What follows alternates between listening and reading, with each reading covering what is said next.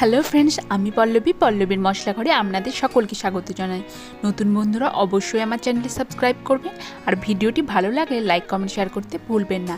আজ আমরা বানাতে চলেছি ফিশ কাটলেট। আপনারা কি করে বাড়িতে এই রেস্টুরেন্টের মতো ফিশ কাটলেট অতি সহজে বানিয়ে ফেলতে পারেন সেই রেসিপি আমি আজ শেয়ার করব। চলুন রেসিপিটা শুরু করা যাক। এখানে আমি 4টে কাতলা মাছের পেটি নিয়ে নিয়েছি।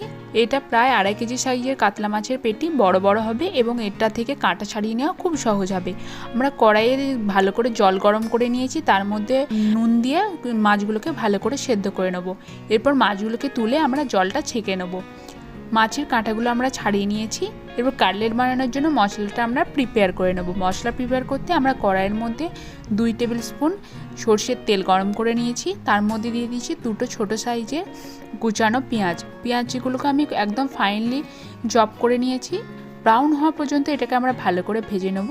তারপর তার মধ্যে মিশিয়ে দেবো 2 টেবিল চামচ আদা রসুনের পেস্টটাকে আমাদেরকে ভালো করে ভেজে এটাকে কাঁচা ভাবটা দূর করে নিতে হবে। কষিয়ে নিয়েছি কিছুক্ষণ। তারপর এর মধ্যে দিয়ে দিলাম 1 টিস্পুন হলুদ গুঁড়ো, 1 টিস্পুন লাল লঙ্কার গুঁড়ো, 1 টিস্পুন জিরে গুঁড়ো। এটাকে এই মশলাগুলোর সঙ্গে মিশিয়ে ভালো করে আমরা আরও একবার কষিয়ে নেব।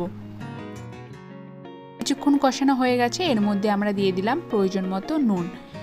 এরপর আরও স্বাদ মতো চিনিও এর মধ্যে মিশিয়ে দিলাম। এরপর এটাকে আমাদেরকে ভালো করে কষিয়ে নিতে হবে। মশলাটা আমাদের কষানো হয়ে গেছে। এরপর এর মধ্যে মিশিয়ে দিলাম 4টে কোচানো কাঁচা লঙ্কা। ভালো করে মিক্স করে এরপর আমাদের যে মাছের পিসগুলোকে কাঁটা ছাড়িয়ে রেখেছিলাম সেগুলোকে এর মধ্যে দিয়ে ভালো করে মিক্স করে কষিয়ে নিতে হবে। আমাদের মাছের কাটলেটের পুরো একদম রেডি হয়ে গেছে। এর মধ্যে আমরা কিছুটা ধনেপাতা কুচিয়ে দিলাম, এতে এর স্বাদ আরও অনেক গুণ বেড়ে যাবে। এরপর এটা যাতে ভেঙে না যায় সেজন্য আমরা এর মধ্যে মিশিয়ে দিচ্ছি ব্রেড ক্রাম্বস দিয়ে আমাদেরকে এটাকে ভালো করে মেখে নিতে হবে। এর ফলে আপনারা যখন কাটলেটটা বানাবেন তখন এটা ভেঙে যাবে না। এরপর আমরা কাটলেট বানানোর জন্য একটা ব্যাটার বানিয়ে নেব। তার জন্য আমরা একটা পাত্রে একটা ডিম নিয়ে নিয়েছি। তার মধ্যে মিশিয়ে দিলাম 1 টেবিল চামচ ময়দা আর 1 টেবিল চামচ কর্নফ্লাওয়ার, আর দিলাম প্রয়োজন মতো নুন। এরপর এটাকে ফেটিয়ে একটা ব্যাটার বানিয়ে নিতে হবে। এবার ওই ব্যাটার থেকেই আমি 2 চামচ নিয়ে ওই আমাদের কাটলেটের পুরের মধ্যে দিয়ে দেবো, তাহলে এটা কখনোই ভেঙে যাবে না। দেখুন এটা ভালো করে আমি মিক্স করে নিলাম। এরপর এটাকে গোল গোল করে পাকিয়ে আমি একটা করে মণ্ড বানিয়ে নিয়েছি, যেটাকে আমরা একটা ময়দার কোটিং করে নেব। তাহলে আপনাদের কাটলেট বানানো অনেক ইজি হয়ে যাবে। তারপরে একটা প্লেন সারফেসে রেখে আপনাদেরকে হাত দিয়ে এটাকে একটা কাটলেটের শেপে গড়ে নিতে হবে।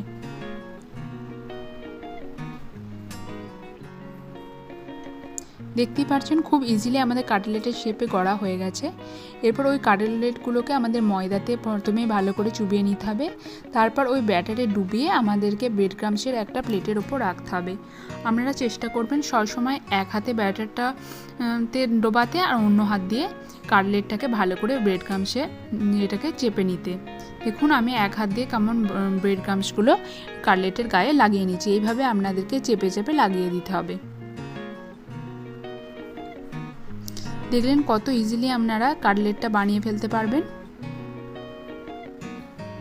কাটলেটগুলো আমার বানানো হয়ে গেছে। এবার কাটলেট ভাজার জন্য আমরা একটা কড়াই গরম করে নিয়েছি। আপনারাও পারলে এরকম প্লেন সারফেসের কড়াই ব্যবহার করবেন, তাতে কাটলেটটা ভালো ভাজা যাবে।